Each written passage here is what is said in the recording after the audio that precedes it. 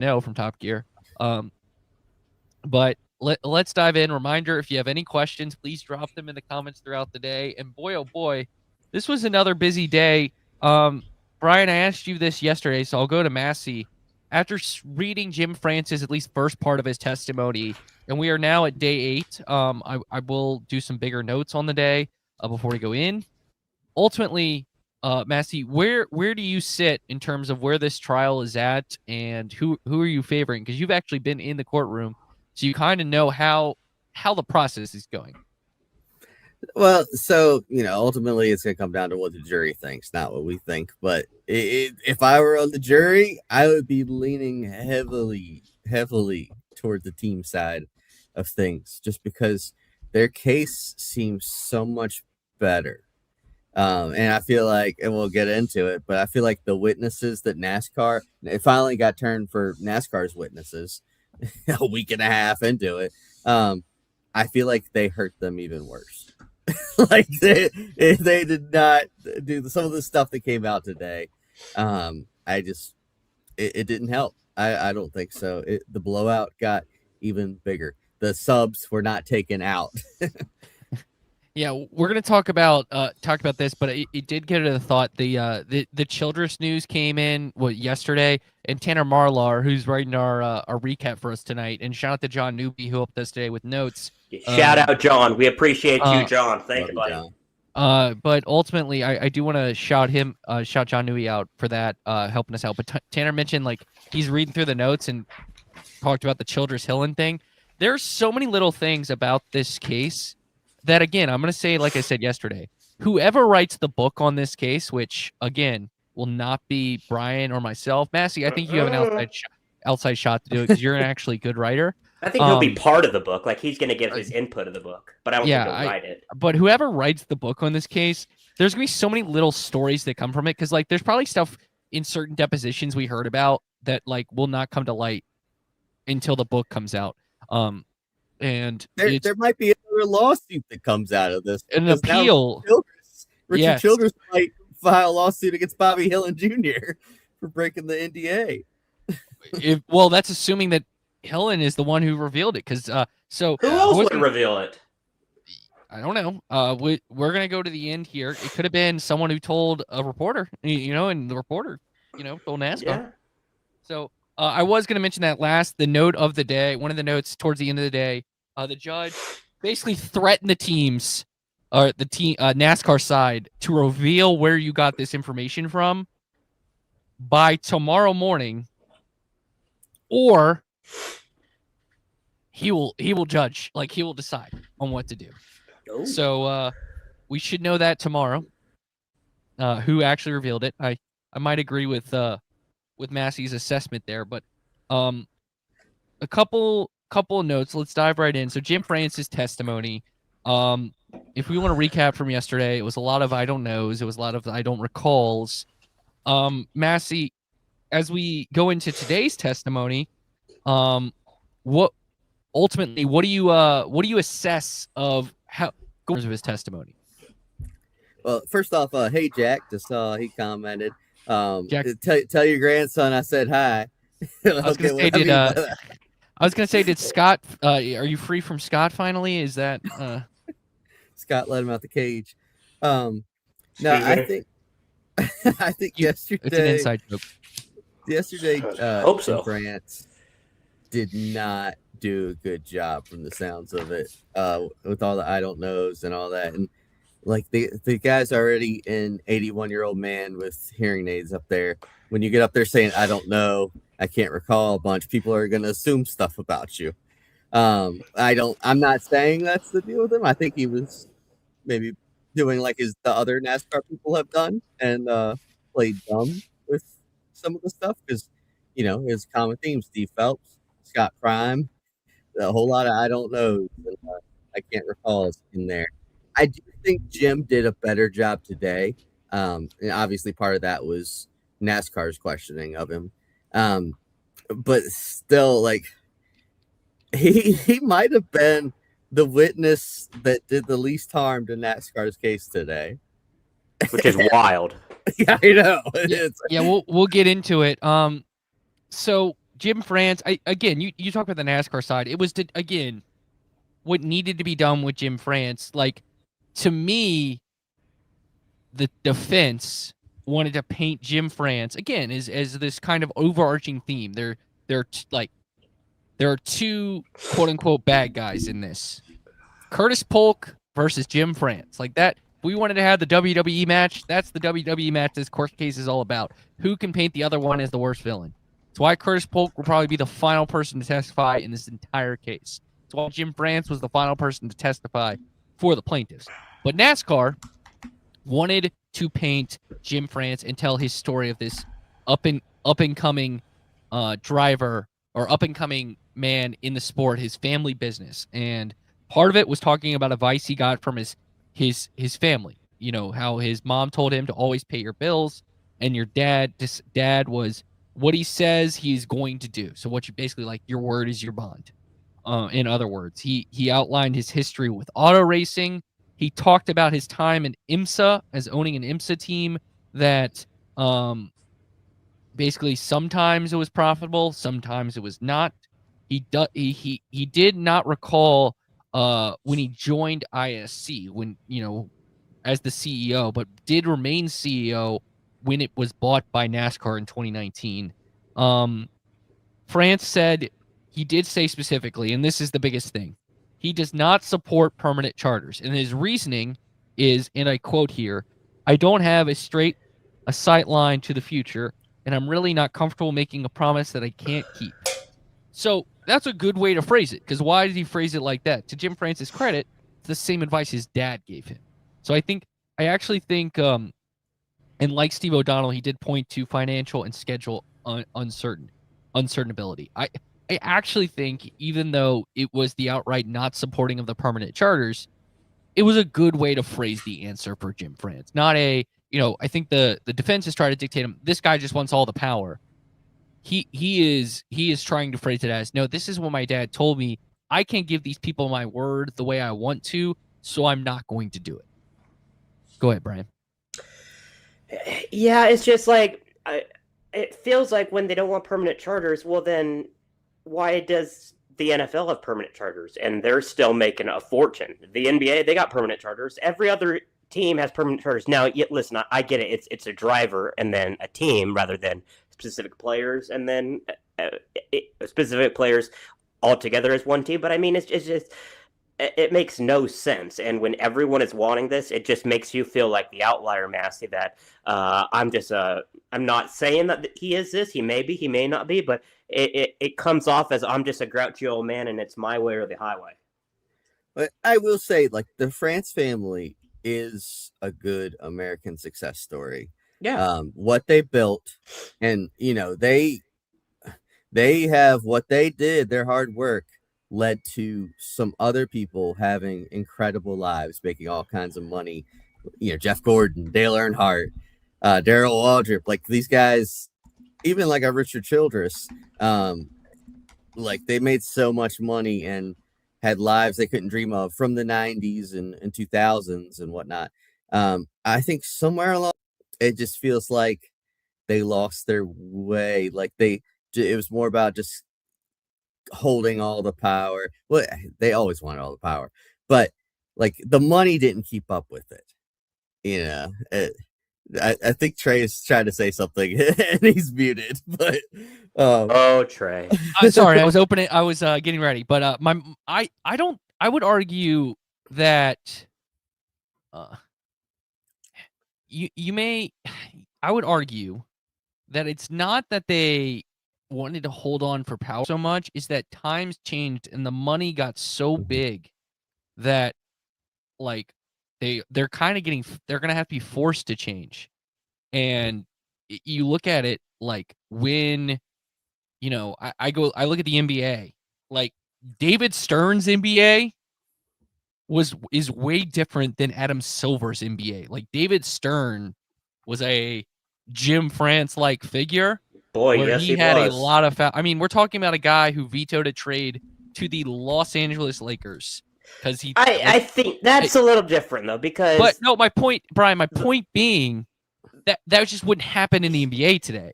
granted, he also was the owner of the Hornets because they got sold. I understand that, but my point being, I know what you mean, though. My point being that would not happen today. You're right. So like times have changed, and looking at the comments here, Stig, Bill Fran's advice is funny considering France changed the rules when he wanted to, even more brazenly than the current NASCAR. But it is interesting that I think you're right, Massie, in terms of this is a group that time has changed so much, the money has changed so much, because this is not the most profitable time for NASCAR. That was the early, that was 15 years ago, 20 years ago. But it's that, like, the sport around it has changed, and the way sports, and like, what is the most valuable things in sports? It's franchises, and franchise value has skyrocketed so much that it is kind of become more indicative of this change, if that makes sense. Let's move on. So Kessler then shows a text from Lisa France Kennedy back in 2015 saying Jim had been building a defense fund for a possible litigation. Jim said it was not about the teams, but about any lawsuit that would harm the sport. Now, I actually agree with this because most major companies probably do something like this. Like, I actually don't think this is anything suspicious. Like, literally, they could have probably got sued for the safety of the car. And, like, that's something they could think of. And they could have gotten sued for. So I actually don't think – I think that's a pretty straightforward answer there. France did indicate to his knowledge that no team had offered to buy equity in NASCAR. Now, that is something that we could speculate on. Maybe that is one of the ways this gets changed is, like, in order to get permanent charters, you pay $20 million to buy into the sport. And that's more like an NFL and NBA. Like, that's the more model of the modern leagues. It's not like there is not a France family of the NFL. All 32 owners own 1/32 of the NFL. Whereas in NASCAR, they don't really own NASCAR. And the France family does. Yeah, and I will say that's something where you don't know where the truth really is, because Richard Childress said the exact opposite yesterday. He said that he had offered to buy the charters that were given to him, buy a permanent stake in the sport, and then Jim today is saying he doesn't recall anybody actually doing that. So I don't know. At that point, it's a he said, she said kind of deal. But the truth is out there somewhere. Yeah, it felt like he suddenly took like a magic pill and remembered, like, oh man, he couldn't remember anything yesterday, and today, oh, I remember what I had for breakfast 3 years and 2 months and 7 days ago. Crazy. He probably got a little bit more coaching. Let's just say that's true. I first off, for anybody watching that, maybe part of that side, I'm joking, obviously, but it does feel like that. He got a little bit more coaching, and he was a lot more open, and they were way more comfortable questions. Exactly. They were about him. They were about him. How old are you? Is that a hearing aid in your ear? Which the defense is supposed to, like, that's the defense's job is like, notice, like, when MJ and obviously MJ and Denny and Bob Jenkins and even RC to some degree all went up there, like the first, even Heather Gibbs, the first part of the character questions were first to paint this picture and then stick the knife in. And NASCAR has to kind of it's the opposite here with Jim France, is where the knife was already put in the holes and NASCAR is trying to repair it. And I think they did okay, but I think the last part of the defense role in this seemed to be kind of damning, where the defense tried to downplay France's role in the 2016 charter negotiations, but Kessler was quick to remind them that he was on the NASCAR board at the time, not a NASCAR employee. He was, I believe, the ISC CEO. And reminder, basically the board of NASCARs is the entire France family. France admitted he was involved in the board meetings in 2016. And I'm just going to throw this out there. If you're basically revolutionizing the sport, these negotiations are going to come up in a board meeting. So that seems pretty, it's like, I wasn't a part of it, but I knew about it. Like, maybe you weren't like saying get this, this, and this, but ultimately you got like you were on the board. You were part of it. Like that's how it works. And like something that big, you would think he's sitting there paying attention. Like, if something like the cost of Wi-Fi they're talking about, I could understand if he's not in charge of NASCAR at that time. He's like not really paying attention in the board meeting. But which the cost of Wi-Fi is something that came up today. We'll get to that. We'll get to that. But that the charger thing was so just like you said, revolutionary that it's hard for me to believe that anybody related to France like wasn't giving some kind of input in that, except for maybe like Ben Kennedy, because he's probably like a teenager at the time. But yes, that was big that Kessler kind of called him out on that. To go to Marine here, I hope someone explained the benefits of having a charter agreement to the teams so the jury understands. That was part of the finances stuff that went into it. Richard Childress outright said, like, if I don't have my charter, I'm out of business. So it was part of the testimony for those is where kind of it outlined the importance of having the charters and why they wanted them to be permanent. But that's a really good question. Thank you. Childress outright testified yesterday that he'd be happy with just a guaranteed percentage of whatever media deal NASCAR can get with Evergreen Charters. I think that's the biggest thing for everybody. Everybody wants Evergreen Charters, and Jim France is like, no. And I think that is just what is holding up everything. That's what led us to this case, Brian. But France, I mean, it did because you're literally should just let me get to my next point of the trial. Trey, I don't know if you know this, but I can't read minds. But you do also have the notes from today. Oh, yes, but I'm literally going through. Just go ahead. Say your next point. All right. Final part of Francis' testimony. He said he felt NASCAR was fair to the teams of the 2025 agreement in regard to the 4 pillars. To remind you what the 4 pillars are, because it's important to go back and remember the big parts of this case. Permanent charters, increased revenue share, a voice in the governance, the 3-strike rule, for example, where NASCAR had 3 strikes, which, by the way, we didn't bring this up yesterday. Found this out later. Did y'all know what was the one time the teams used the strike? Yes, I do. Yeah. 2018. It was the Rofel, which is fascinating. Yep. Granted, it didn't work because we still have it, but that was fascinating as that was the one thing they used it on, which I think most fans would agree with at this point. And then a percentage of new business streaming. Basically, they requested a share of any revenue generated from new business opportunities or ventures that NASCAR developed, like sponsorship deals, like stuff like that, because so on and so forth. Kessler reaffirmed that none of the 4 pillars were agreed to. So this thing, because we've gone over this part, it's clear that they really didn't get anything they agreed to or wanted in the original 4 pillars. The plaintiffs have rest their case, so we're halfway through. Halfway. So I just want to ask an overarching question. How do you feel the plaintiffs did telling their side of this case? Massie, you can go first.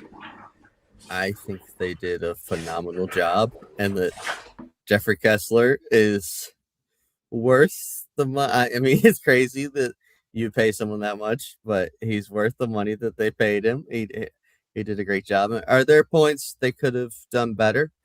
Sure. They definitely could have gone faster. That would have been nice.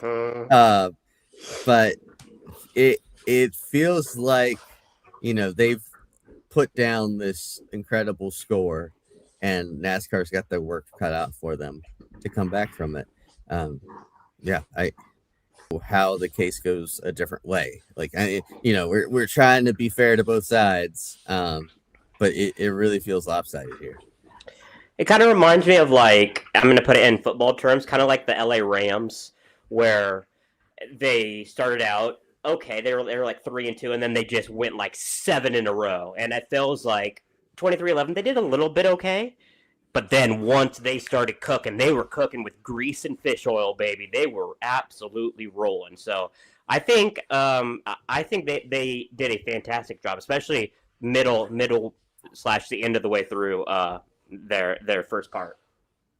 I think the importance of having owners that are not suing and felt forced to sign the charter is way better because, again, this jury knows nothing about NASCAR.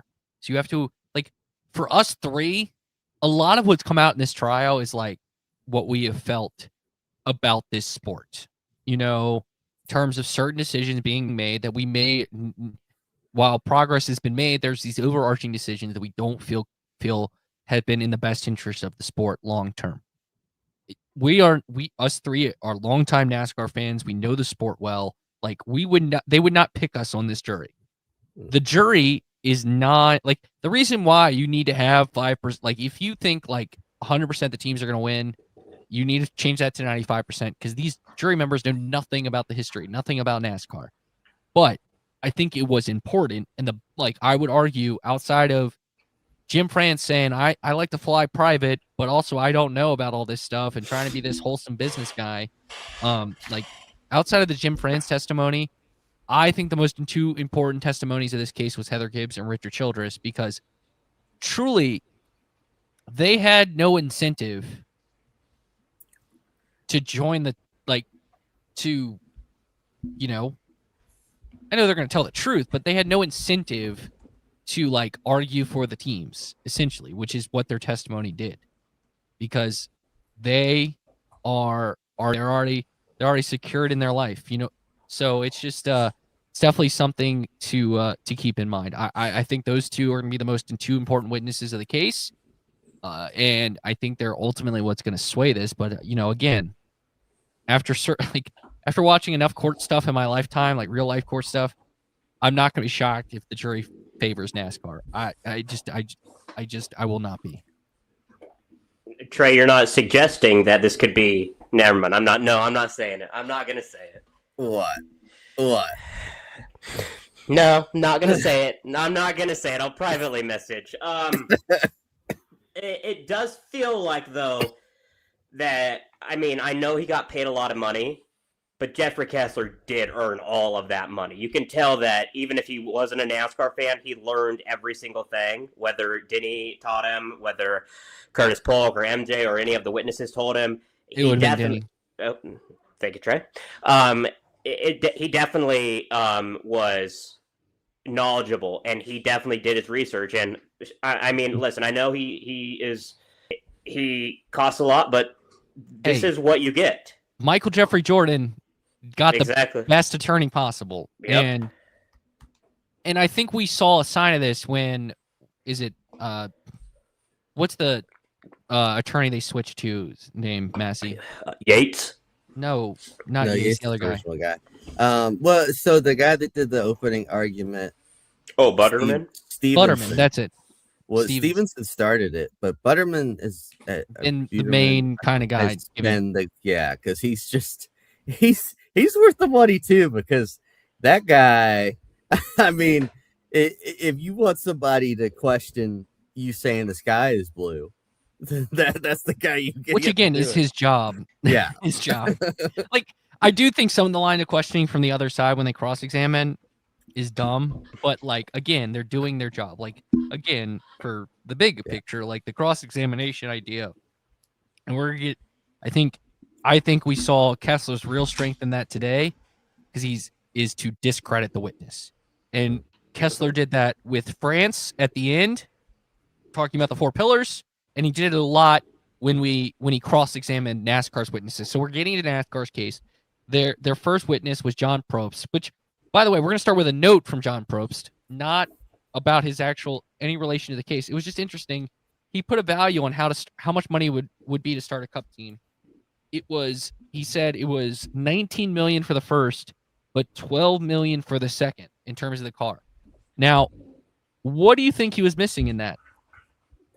The price to buy a charter, which is $40 million. Yeah. So it's a little you need a shop, right? Yeah. And then you need employees. Yeah. So that's those numbers are just to buy the next gen car itself. Yeah. you want to install in your home garage, there you go. If you got $19 million, you can go racing in the NASCAR Cup Series. Just casual, nothing too crazy. All right. A lot of his testimony was about, because he is the senior VP of racing development, was about the next gen car and stuff like that. But right away, he says something that is anti to the argument of what NASCAR is saying. He said when OEMs joined the sport, it caused OEMs to renegotiate better terms for teams to try to rep them. Complete opposite strategy to what NASCAR is trying to do. With a rival stock car series, arguing it would make it worse.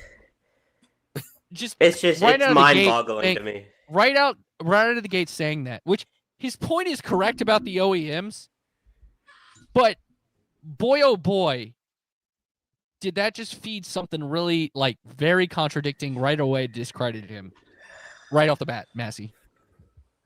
Yeah, and you're right. Like I remember Brad Keselowski saying earlier this year about Dodge rejoining, or Ram for now, that it raises all tides when another manufacturer joins. That's when I think a really good example recently is, and sorry to interrupt, is when Ford, obviously ironic now, but Ford bought essentially when All In was Stewart Haas, and how quickly Stewart Haas became a super team. Yeah, because they were just like Hendrick Light before that. They had the technical alliance with Hendrick. And then they became one of the big four. Now we call it the big three because RIP Stewart Haas. But for a while there, they were, I think you could argue for a short amount of time, they were better than Penske, like the top dog at Ford. So yeah, and that's the thing they always say, just to give a metaphor for it, in football teams, they'll bring in another quarterback to compete with the quarterback they got because competition makes you better. So I think if there were a rival to shoot up or something, it makes people kind of step their game up and be better. I thought Saturday Night Live was better back when Mad TV was around. So this you kind of just get lazy when you're the only thing around. Baseball was better with steroids, but apparently that's frowned upon. So, shout out my boy Barry Bonds. Love Barry. Okay, well that could lead us down a rabbit hole where I could get into a rant. Hey, you brought up Saturday Night Live, so I brought up baseball. I was talking about competition. All right, can we? We're gonna get serious again, folks. Okay, focus up. He did talk about his time. So, Probst worked with Chip Ganassi Racing and as well as Red Bull Racing, and he talked about his time with Red Bull Racing. Obviously, both exited from the sport, but he talked about his exit from their exit from NASCAR was because they didn't dominate and was disappointed. Now, if this is true and Red Bull thought they were going to come in and dominate, it's a miscalculation by Red Bull. And if that means this guy helped develop the car, maybe this guy is not the forefront of foresight. I don't know if that was the best thing to say. Granted, these people do not know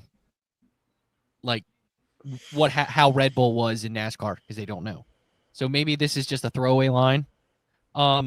Anyways, let's get into the money things. NASCAR spent $14 million in the next gen car for development, safety, and other things. He mentioned NASCAR's attorney did show a doc saying NASCAR would bear the brunt of the issues on single source vendors raising prices because of the tariffs or materials. This is an actually interesting note. Probst said that NASCAR could go through the vendor invoices or customized forms, and they can even look through the company's power bills to see if they're trying to F NASCAR. Denny at that time turned, and Newby was 3 rows back, so he's not exactly sure he said this, but it seems like something Denny would say.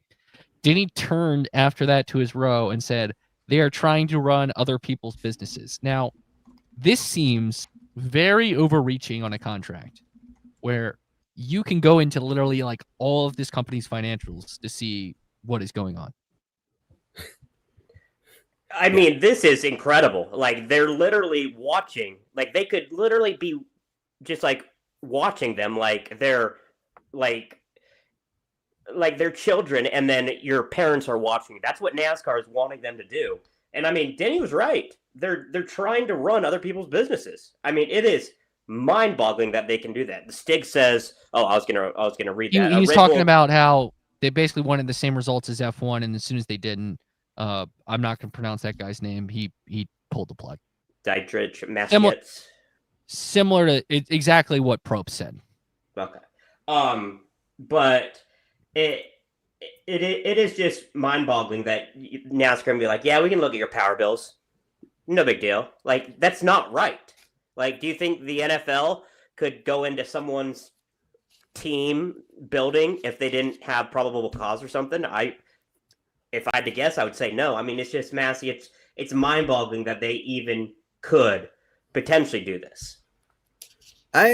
I've always had a problem with, ever since they announced it would be like single source suppliers for this. I'm fine with the teams buying the parts from another company, but to me, like, you're enabling another monopoly to exist, and that they can only buy these parts.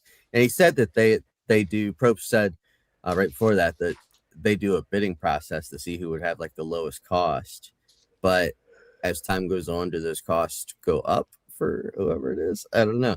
And then, what's it matter to them if how much the person charges that's doing it? I just think that source, it ruins competition. Exactly, ruins competition. I think if you had more suppliers, then you would. The smaller teams could buy the cheaper stuff. The bigger teams could buy like with the lawyers in this case, could buy the top of the line parts. I mean, that's what you had back in the day. Like, if you wanted to win, you go get your car from Banjo Matthews. If you just wanted to get what you could afford, you go get it from somebody else. So the whole thing. But I guess if they're paying, these people are making money to be the exclusive parts suppliers, then it's probably in the contract that NASCAR can go do whatever they want at their place. And hey, if somebody's paying me enough money, I'll come let them look around my house. Everyone, I don't know how I feel about them telling me how to spend my bills, how to pay my bills and whatnot. But it is funny though that rather than change up stuff ourselves, we could change stuff over here for you. What these guys are doing. Looking at this, Probst did testify that under the 16 and 20 charter agreements, teams can purchase parts and assemble cars for other stock car series. Can't do that now. NASCAR was asked, he did ask him about the Wi-Fi, and this is actually was interesting about the Wi-Fi. NASCAR offers Wi-Fi, but it's up to the teams that they want to subscribe. Some teams are actually using Starlink. Shout out to Jerry Jordan for that. He tweeted that out. But the lowest tier is $1,000. The highest tier is $150,000, which is what 2311 pays for. Now, I don't know how much Starlink is, but it is quite interesting, like the disparity in that. And obviously, I would be shocked if a team, maybe outside of a truck and like a budgeted truck and Xfinity team, I bet you every Cup team that is paying the top tier because they have to for how much they have going into it. So that was just an insane number to me. $150,000 for Wi-Fi. I'm assuming that's for the year. Like, I don't think that's per race. That it's got to be for the year. Yeah, $150,000 per race would be. Yeah, that would be. I can't. I'm gonna do the math real quick. I think even Michael Jordan couldn't pay for that. No, he could. But the weird thing about that too is that who is $5.7 million would be the price if it's per race.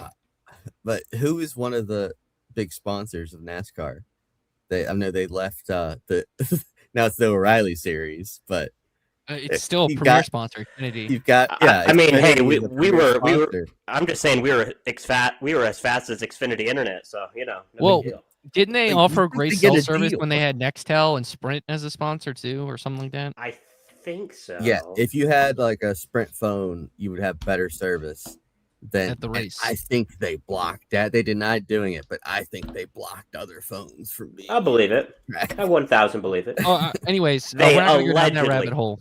They allegedly. We're not going to go down that rabbit hole. Let's continue with his testimony. Probst said he doesn't understand the emotion around the IP restrictions on the Gen 7 car, meaning like using the intellectual property of the Gen 7 for another thing. Says no one ever asked about it. Said about licensing IP for teams for other events. Basically, like if they wanted to take their car to another series. Coke, he said Coke won't create a new recipe, then give it to Pepsi.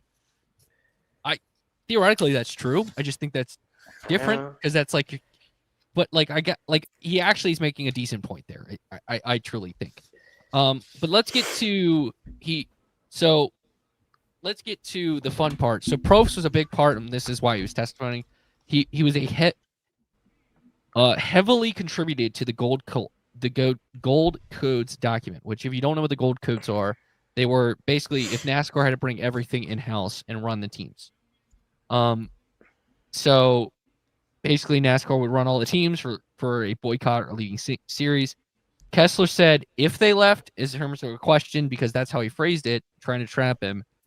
He meant if they didn't sign the take it or leave it offer. Probst indicated that NASCAR is happy to have competition in the marketplace. Interesting phrasing there. Asked if so, why then restrict tracks? Probst said he couldn't speak on that since he doesn't handle track agreements. Kessler asked why NASCAR would restrict others from supporting other series if they are fine with competition. Probst said he didn't know. Kessler then questioned if Probst was qualified to testify on these topics. And Kessler's whole goal is to discredit the witness. Mhm. And boy, oh boy, did that line of questioning seem to me to be very discrediting. Yeah, that's the way to phrase it. Yeah, it's like he didn't really know what to say, couldn't speak on matters. And this is a guy chiefly behind the drew up the gold code, so you'd think that he would help develop the car. Yeah, he helped develop the car. So there's a lot of things. He's a guy it's like Scott Prime earlier last week, where this is a guy that's very much has his hand in all these things. And then he's up there saying that he doesn't know. It's going to be interesting to see. And this is an advantage for the plaintiffs. All the people that the plaintiffs get to bring up are used to talking in front of people. Richard Childress, Heather Gibbs, like she might have not been on camera ever really in her life, but her job was to be a realtor, meaning she knows how to talk to human beings like a normal way. Obviously RC, Denny Hamlin, obviously Michael Jordan.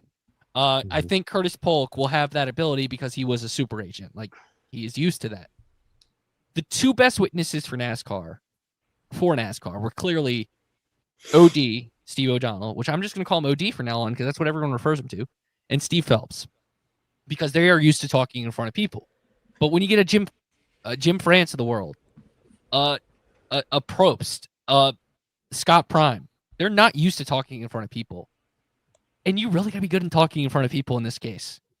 And it's just, I don't know if they trained them enough on the defense side. I don't know. But it seems to me with this line of questioning, him saying, I don't know, I can't recall. Like, that's a real big issue. You like, just have an answer. Like, the worst things to say is rich guys go up there and say, I don't know. Like, that's the worst. It looks bad. It looks incriminating. Yeah. And an interesting claim here, again, doesn't look great. Probst claims teams do not spend $20 million or do not spend $20 million per car, and that do not have to spend $20 million per car, and they choose to spend that much. NASCAR made it possible for less. It's up to the teams to do it. He mentioned cost of cutting, talking about a team's war room, private planes, and nice buildings like airspeed. I think this was really bad because what was big part of Jim Francis' testimony? He always flies private. Yeah. Yep. So, like, if your boss always flies private, why can't the teams always fly private? And Denny mentioned in airspeed, like how airspeed was an investment because we have to sell sponsorship. And, you know, like, I think this was a poor way to answer it. Go ahead, Massie. Yeah. It's not a good way to answer. And then I think that's another reason why, like, all week we've been finding out like the salaries of these people. Because like I think a lot of these guys make more than like a good portion of like the drivers do, like the stars. And Outside of Denny. Yeah, Denny actually makes more than some of them. But you know, like an O'Reilly Series driver or like a 30th place Cup driver, they're not. I was gonna say, if you had a rank, like how many could you count on your hand, like both hands, the amount of drivers that make more than Steve Phelps or Steve O'Donnell? Yeah, because I would say it's close. Because I can Denny, Chase, Larson. I think Kyle you Busch could throw probably, maybe all of Hendrick in there. I don't know if Bowman. already- I don't know about Bowman. I think Kyle you throw Busch. Logano and Blaney. Logano, Blaney. Yeah, I agree. I think Kyle Busch, for example. Mm-hmm. I would even argue like a guy like Bubba Wallace, who probably brings enough sponsorship. Yeah. Because Bubba has been posting about his new house on. Okay, so let's say like eight guys. Yeah, that's why I said two hands. So, anyways, let's move on. It's just a bad, like, again, these people are not good at answering questions, and it's gonna hurt them. Before lunch, so we're right about to get to the lunch break. Before lunch, Judge Bell told NASCAR he isn't going to allow, from what sounded like Fox Sports executive Jordan Bazant, I think is how you pronounce it, that Fox could trigger a clause to pay NASCAR less if no longer provided premier stock car racing via basically teams leaving to start a competitor. Yates, the lawyer, said the NASCAR wanted to make note of its disagreement with decision. Bell responded that can be done with an appeal court. So, like, basically, if this goes to appeal, when this goes to appeal, if NASCAR loses, they're going to bring up this moment like they didn't let us talk to this witness. So it feels like they're already starting their case for an appeal. I think they're doing. No, I think I don't want to read too much into it, but like I think if you flip it for the other side, like I bet you even Kessler, who feels really good about winning this case right now, if a similar thing happened, he would do the same thing. Because a smart lawyer, like you're gonna have, you want to have, if you have to go to appeal, you want every bullet in the chamber. Oh yeah, 1,000%. And I will throw out there that just because it got reserved for the appeals court, you can't bring it up in this trial. Shannon McMenemy, that's on Gluck and on the teardown with Gluck and Bianchi. She's a lawyer herself. She pointed out that the times that they actually go against what this initial judge said and actually let that evidence in is very rare. It's only if like the judge was abusing his power or something. So I don't know that evidence will ever see the light of day. So next up is Greg Motto, NASCAR CFO, the chief financial officer. Now, again, another executive who is not in front of the camera a lot. Boy, oh boy, if you want to get angry, get ready. This was fascinating. NASCAR and Motto laid out how NASCAR didn't have the funds for additional money to the race teams. Jeffy Kessler went bet and ripped it to shreds. Defense was showing charts of operating profits, including depreciation of assets, which lowered the overall numbers. Kessler pointed to Motto that cares about EBIT. I had to Google this. All right, what did I Google? Just look at our Big- our chat. I'm going back. It is earnings before interest, taxes, depreciation, and amortization, which is the process of paying off a debt.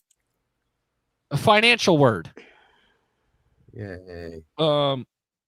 As it reflects the cash flow. Kessler also assured that that NASCAR is not required to send dividend payments to the France Family Trust or the tax disbursements for them to pay their taxes. Motto acknowledged that NASCAR has a contract to pay shareholders the tax disbursement each year. So that is he used shareholders. That's the France family. That's the France family. Kennedy's. Kennedy's 46%.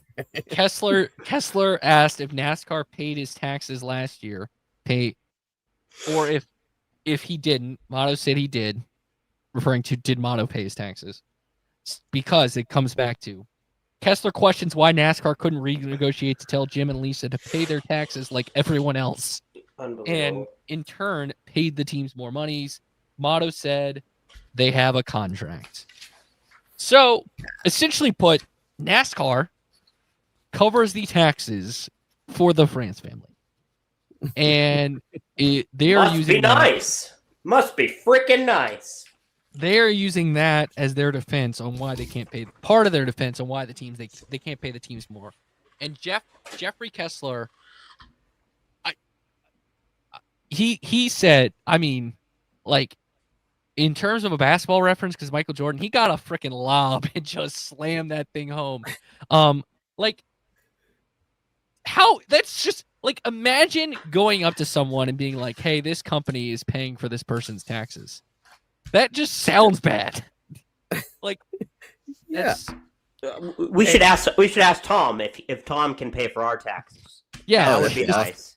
Yeah, I should start the rumor. Frontstretch.com pays Tom Bull's taxes. Oh, like, that'd be lovely. Like, just all the extra money I have. But they do need it, okay? They only took home $400 million the past 3 years. Oh, so, yeah, not a big deal. They do need some help paying their taxes. It's just crazy. So anything they get, they keep 100% of it. Like, they're not getting taxed on it for that reason. NASCAR is paying it. And to be honest, it wouldn't surprise me if that contract goes back to like Bill Jr., Bill Sr., that they worked it in there. Because, Bryan wasn't going to put something like that in there. And hey. I don't know, unless somebody told him to, and a lawyer friend or something. And but, I do want to mention about the Motto's testimony. A lot went into numbers, and we had Steven on the other day. We're not going to go into all of that because it's a lot of percentages of how TV revenue worked. And what we would say is just go to our website, frontstretch.com, for a full breakdown of that, because we do not want to bore you.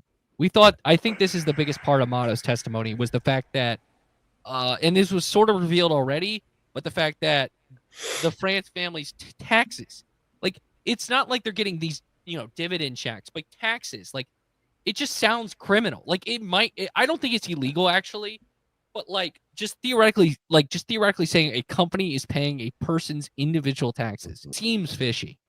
It seems like something rich people would do. And for an average person, that just seems like not good. Like the Stig just said, Jim France flies private, doesn't have to pay his own taxes. You're a jury member stuck in the court 2 weeks. Yeah, $50 a day. Yeah, I think it was Jordan Bianchi who talked about this lady who was sitting there like spinning in her chair, like bored out of her mind. Oh yeah, he talked about that yesterday. And imagine that lady like hearing that and being like, I am wasting my time because this rich person doesn't want to like be fair, or this rich person wants all this power. Again. Yep. It could be completely legal. And I'm assuming at this point, because it's legal. Otherwise, they wouldn't keep it. Well, I don't know for a fact. But let's just assume it's legal. It sounds fishy. It sounds fishy. Oh, and, yeah. again, there are a lot of great numbers that came out of this. Again, check our website out for the notes on the day about those. But Yeah. it's That's just why I said that NASCAR's witness hurt NASCAR. Like, I feel like that's the most damaging thing that's come out about Jim France yet. Tom here. Any percentages on the MGM money they bought gambling another revenue maker? I heard don't anything. see anything about that. I'll check the notes right now. I don't think anything. Yeah, nothing came out about that today, Tom. But another good question there. But let's go to again. I don't think this guy was great. Mark Zemeski, who was a NASCAR economist, was the NASCAR economist who is like basically the counterpart to the economist for the teams, which that was what, Mark Snyder, right? That's his name. No, Snyder's last name. Snyder is the last name. Snyder. Edward Snyder. It was Dr. Edward Snyder. Yeah, Ted.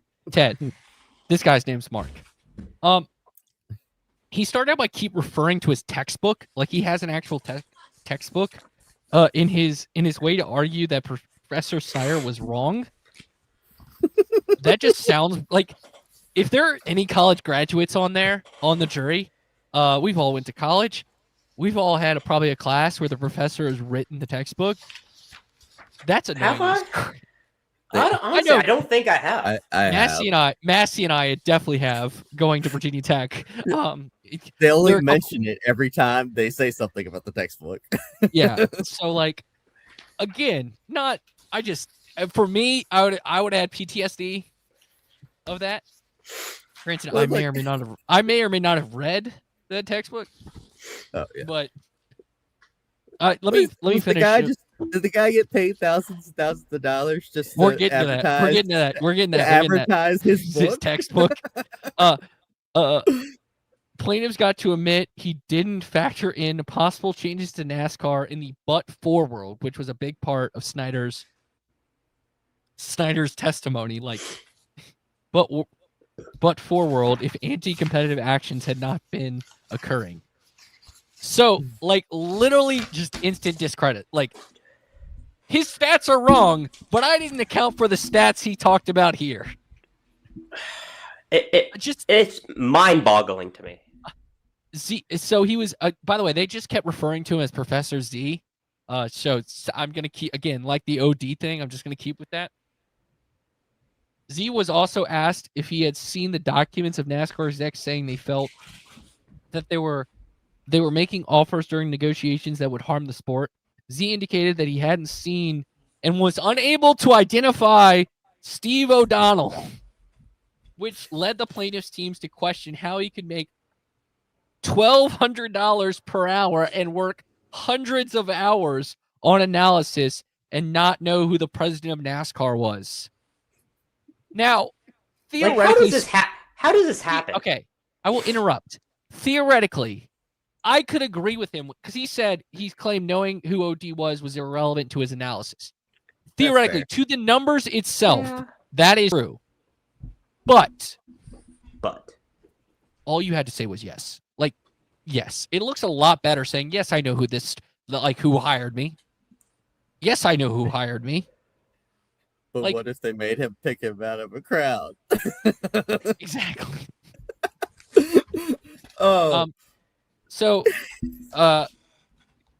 to his analysis, which the plaintiffs pointed back to the communication saying that his analysis should have included the thoughts from NASCAR execs who felt negatively about the direction of the sport. It feels like, I honestly kind of feel bad for NASCAR on this because I feel like they wasted a bunch of money on a guy that kind of just showed up with his literally though. I'm trying to, like, I think in a vacuum, like literally in a vacuum, he is right that Steve O'Donnell does not make any sense to his analysis, but it feels like you're doing an incomplete job to not know the leadership structure of the sport you're doing research on. Like, let's put it this way.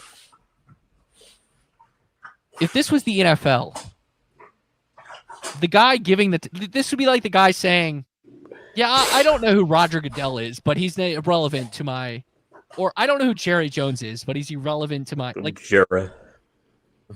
it's just Yeah. Like, what do you think NASCAR is thinking right now? Like tonight, they should have paid the lawyer fees. That's what I like. Jim France honestly, got out. yeah. Like, can we get Jim France out of the way so we pay these lawyer fees and get out of here? Yeah. It's That's all they had to do. That's all they had to do. That's the cheap lawyer. Is what you're saying? The $1,200 an hour. That's the cheap lawyer. That's not even a lawyer. That's an economist. I'm sorry, not lawyer. It does feel like just because it's Michael Jordan, like Michael Jordan got the A version of both the attorney and the economist, and NASCAR got the B versions of the lawyer and the economist. If you're like, I wonder. Here we have the video. I really want to watch this. Like, did Jeffrey Kessler like walk out with his chest out today? Because like I feel like he should have. Here's the video from John Newby, by the way. I'm gonna pull it up, but because like if I was Jeffrey Kessler, I would feel like I'm like look at this man. There's Denny.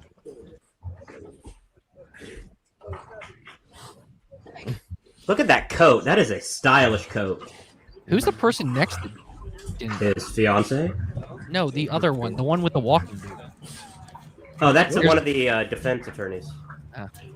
There's Michael Jordan, but Jeffrey Kessler was the guy up front, right here. Right there. This guy right here. Oh, you can just look at him. He is like, yeah, he's out. He's out first because he's like, oh my god, I had a good day. I got to get out of here before it goes bad. You know what that big case was for? It's money. It was for carrying around something else. I'll text you guys what. So we got some breaking news. Johnny Morris, the founder of Bass Pro, released a statement.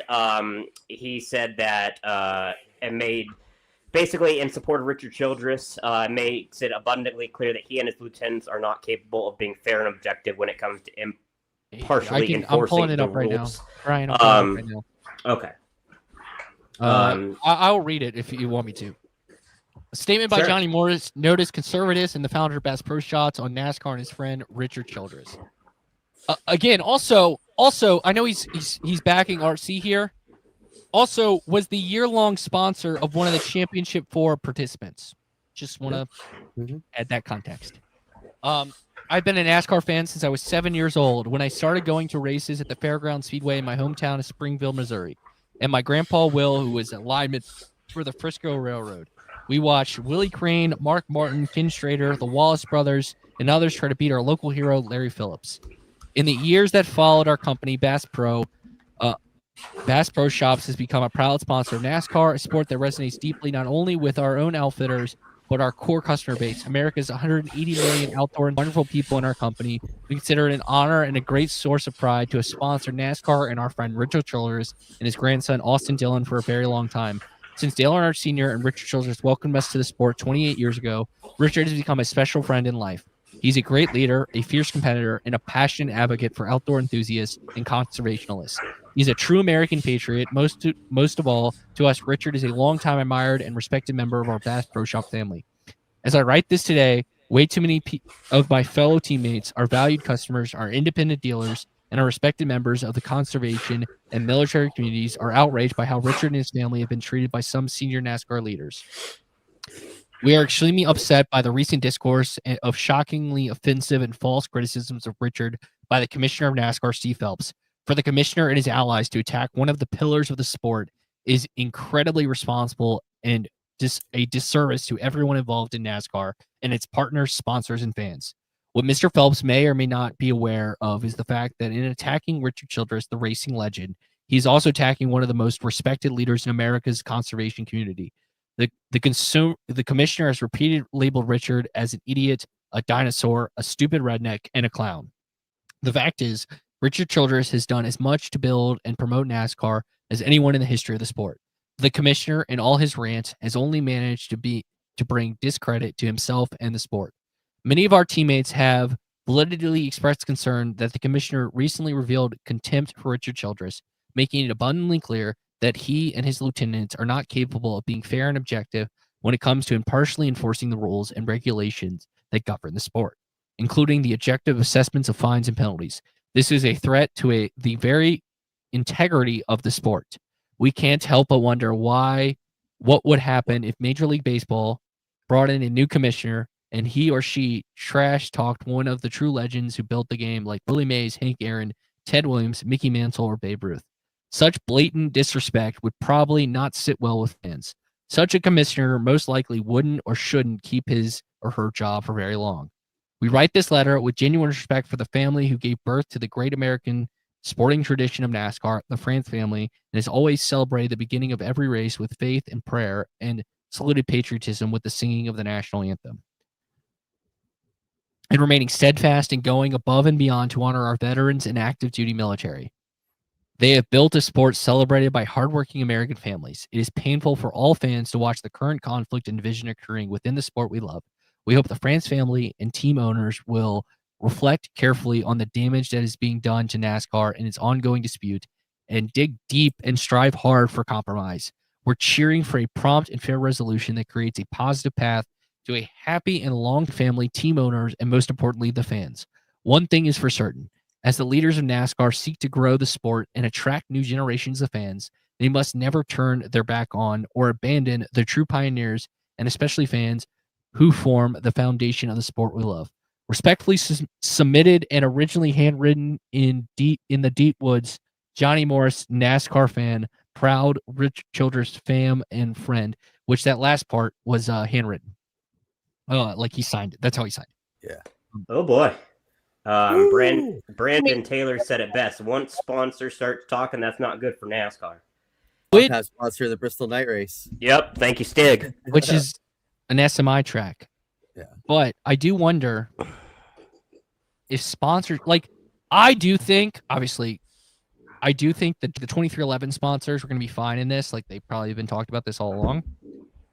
But if more sponsors of the sport come out and make statements like this, is this the only way they get pushed to a settlement? That's what I do. Nah, I think we're already far. We're far past that. This is Yeah. Stig mentions the first potential step to a Phelps. It is interesting. I suspect that this could be like they're not going to have a leadership change in NASCAR until after this case is done because they do not want to show instability. And I do not want to speculate on people's jobs, but it does feel like a clear path forward is some sort of leadership structure change in NASCAR, whatever it may be. With a potential 3 people switching roles, 2 of them on the way out. But we're not going to speculate on that. You can make your own. You can found your own opinions there. But the thing is, though, if he does resign, do they have to wait for the appeals to happen, or how does that work? Because I mean, you can't have it in February. Do you need him? I mean, he's the commissioner position didn't exist for many years. He's officially had the title for just this year. He's unofficially had it, I guess, for 3 years. Do you really need him? I don't know. It's bad, man. This is, I mean, again, we've mentioned it. This is another, like, ultimately, this is not going to affect the case. Heck, the jury is not going to see this. No. Like, the jury's, like, for sure, like, irrelevant. Like, honestly, the judge might have to start tomorrow by saying there will be no mention of this, and the jury is not in there because it happened. Like, so just think that in mind. But it does show again that even if NASCAR wins this case, I think this is an overarching part of this, and we're going to go long, and I think we need to have this discussion. And we sort of had this discussion as time has gone on, but I think this is now that this Johnny Morris thing has come out, I think it's an important time to have. Even if NASCAR wins this case, coming off the season they just had, in this case, it feels to me that public perception and the court of public opinion against the sanctioning body of NASCAR is the lowest it has ever been. Fans who if NASCAR does not handle this right, could be just the beginning of the end for the sport. And we talk about this case being the most important day. Well, NASCAR, I know you got Dale Jr. speculating, like, make it the 36 race format to extend an olive branch. Like, it seems to me that I don't think NASCAR is handling this case as well, but I'm not going to trust a jury. I'm not going to trust a jury to make a decision. This is the lowest point, and it could get lower. I know Michael Finley says something about the new format, but Oh God. But my point being, shout out Finley. Still kind of love you. We can talk about this court issue, and it's going to change the structure of NASCAR if they lose. But even if it doesn't, the biggest issue for NASCAR going forward is the public relation mess they're in, and it's scary to think about. And I'm sorry for that kind of long rant. It's been kind of like I've done 8 of these, and it's been like the two things that have been in the back of my mind the whole time is how they're painting Jim France versus Curtis Polk, which no one has painted Curtis Polk as anything yet. And Jim France has been painted in this rich guy who gets his taxes paid for and flies private. And then also, how can NASCAR recover from the court of public opinion? Because that always happens in the case. Like, there are many cases, even criminal cases, where the court of public opinion goes against the result. And I hate to bring this up, but I've brought it up before. I think the best example is O.J. Simpson. The court of public opinion was very opposite than the court case itself. And O.J. Simpson was never the same since. And I'm not here to, we're not here to talk about that, but I'm just using that as my example here is if NASCAR doesn't do this right, even if they lose, NASCAR's never going to be the same again from a fan love of it. And that could be very scary. I think the only way forward in the court of public opinion is the Francis got to sell. Yeah, because you think about like the Washington Commanders when Dan Snyder, fantastic analogy, fantastic. The only way that's really good, Massie. The only way back was to sell the team, like to get any respect for the franchise back. That's where honestly they might want to the human part of me feels bad for him being dragged. Like he's 81 years old and getting dragged into court, and it's like everything my family has worked to is getting tested.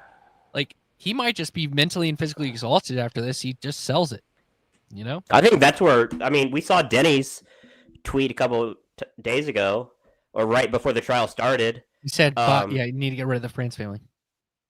No, it was something about NASCAR's fed propaganda. It was a reply to Ryan McGee, and it was like, NASCAR media has been fed propaganda or something. Maybe that was my tweet that I said. Whoops. It was something along those lines. I'll pull it up. Folks, if you want to start a GoFundMe for us, we will buy NASCAR. Yeah, we're at like $3 right now. It says fans have been brainwashed with their talking points for decades. Narratives pushed by media who are intimidated by them. Lies are over starting Monday morning. It is time for the truth, and it is time for change. And you know what? I think I got Denny and $12, guys. I got $12, so we're on to a start. I got a 20. I got a few 20s, I think. So all right, the only thing, if they sell NASCAR, you know what would happen? The tax clause would be bye-bye, and the Francis would have to pay taxes on whatever they made off selling it. So that's a big con on them selling NASCAR. All right. Well, any final thoughts on the day, on kind of the overarching things going on? I know I went long about my rant about public opinion, but that was a good rant. I think ultimately, Paul thinks you're going to be governor. Thank you. Anyways, I think at the end of the day, NASCAR's going to wake up. And by the way, it was mentioned today that the team is hoping that the judge has already told the jury that be prepared to be part of this next week. even though the defense team says they want it in by Friday, so it could be closing arguments Monday, trial, then deliberation, and then like we get an outcome next Tuesday. So, anyways, any final thoughts? We're good. Tomorrow, I love when breaking news happens during our podcast. That made me smile. Bob tweeted he said at least 5 more witnesses for NASCAR. Another expert, Brian Herbst, which he was a big negotiator in like the media rights. Penske, Hendrick, and last but not least, Sir Curtis Polk. Oh boy, buckle up. Anyways, anything we missed? Tomorrow, Dalton is back in the courtroom. Yeah. So, and Brian, we have a special guest, don't we? We do. One of our good friends, one of the most unhinged guests, but he's one of our friends, Stephen Malazzi.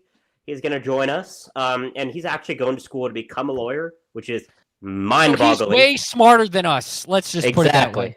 And if I ever get in trouble with the law in 10 to 15 years, God forbid I don't, I'm going to be calling him. Hey guys, I found another $5. We're getting closer. Good work. Love it.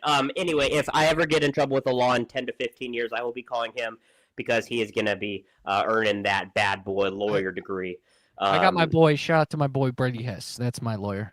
Okay, fair enough. But he's going to join program with Trey and Dalton tomorrow, and it's going to be fun. Massie, anything for the site you want to plug before we get on out of here? Because we got the recap Tanner's doing. Shout out Tanner. Is Dalton doing? Who's doing takeaways today? Who is doing takeaways? That's a good question. Is it Daniel? Go to frontstretch.com to find out who did takeaways. I think Daniel's doing the Tanner takeaways. wrote the recap. Yeah, it might be. I think. Oh my God. Sorry, I just looked at the notes that newbie sent, but I think I'll be back Daniel, in court Friday. So Friday we'll have kind of a recap show, assuming they finish with Dalton, Massie, and me. Will my voice survive doing 2 hours of doing 10 of these? We'll find out with 2 more to go.